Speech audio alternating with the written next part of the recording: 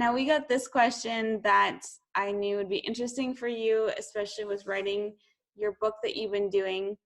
But Insta Shell B says, I've heard intermittent fasting is bad for female physiology. Thoughts?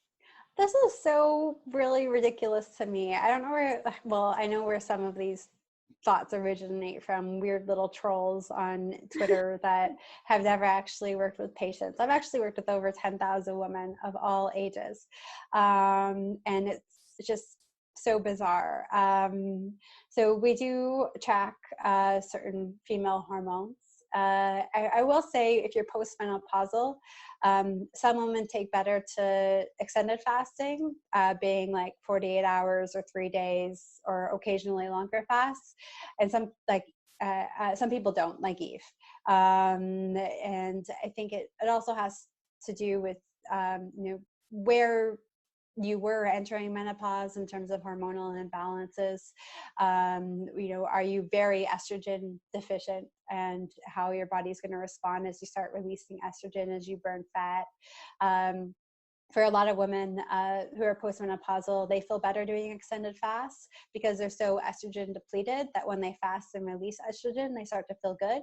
And for some women, like I mentioned to Eve during our 3-day fast, was that I think that she actually has pretty high estrogen levels for a postmenopausal woman. So when she fasts for longer periods of times, the levels get too high and she starts to feel unwell. So for postmenopausal women, it's really just sort of figuring out what the best approach is for fasting and seeing where things lie.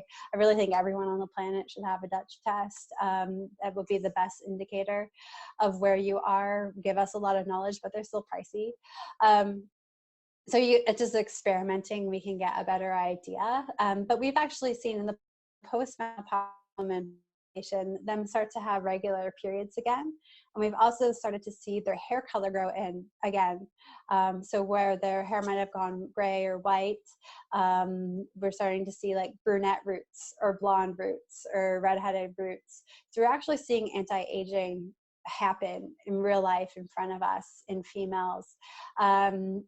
Is really wild. And in terms of younger women too, I mean, Nadia on our team, one of our fasting coaches, we sort of send a lot of our PCOS clients her way. And she's had like 50 babies come from these women that were told that their PCOS was so bad that they were going to have to struggle or pay a lot for fertility treatments. Which is wild. I worked with one woman in clinic. She was 21 and hadn't had a period in 2.5 years. And she flat out told me she wasn't going to change her diet, but she agreed that she would fast. And so we shook on it, and we got her doing 3 42-hour fasts a week, plus time restricted eating windows the other 4 days of the week. And within 4 months, she had her first period, and it's now been 1.5 years, and she's had a period every single month, like sort of roughly like 28 to 30 days.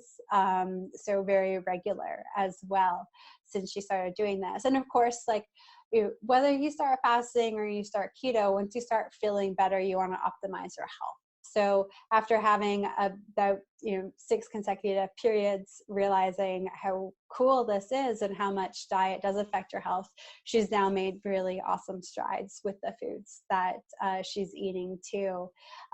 So one, fasting or keto usually inspires the other one at some point throughout people's journeys.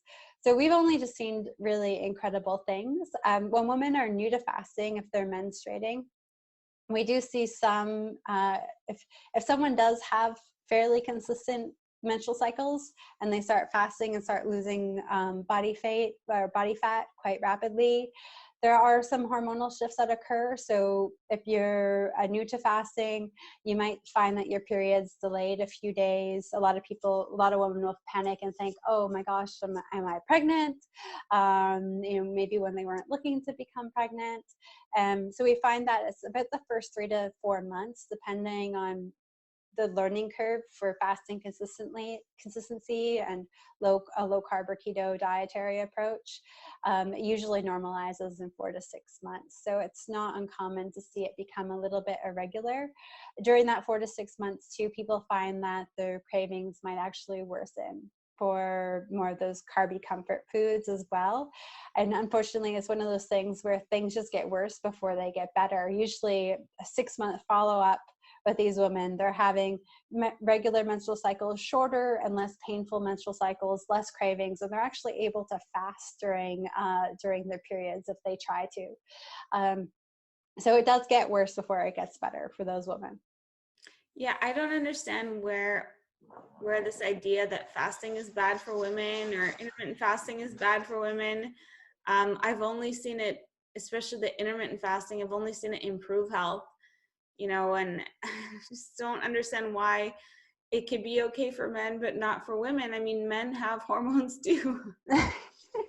It's really, really bizarre. And I've seen some experts who don't actually work with patients on Twitter tweet this stuff. And I just remember one day I saw something by a particular chiropractor and I got so enraged. And then I had a phone call with a book editor. They wanted me to write a book. And they're like, what do you want to write about? I'm like, women and fasting. Like, I want to share all of the stories. And Yeah. actually, some of my most incredible transformation stories from working with women are female physicians throughout Canada, the United States, and the UK. And I reached out to them and they were like, yeah, we'd love to include our story and get it out there and dispel this myth that fasting's unsafe for women. And they're like, we're doctors, on top of all of this. And they're at all different stages of life. And we're fasting, most of them for weight loss, but other health issues too. And it's only improved their health dramatically. So hopefully that book, I'm sure I will have to be a little bit more alert on social media after it gets released. But hopefully it will help dispel enough of the myths and share enough inspiring stories that women give it a shot if they're scared.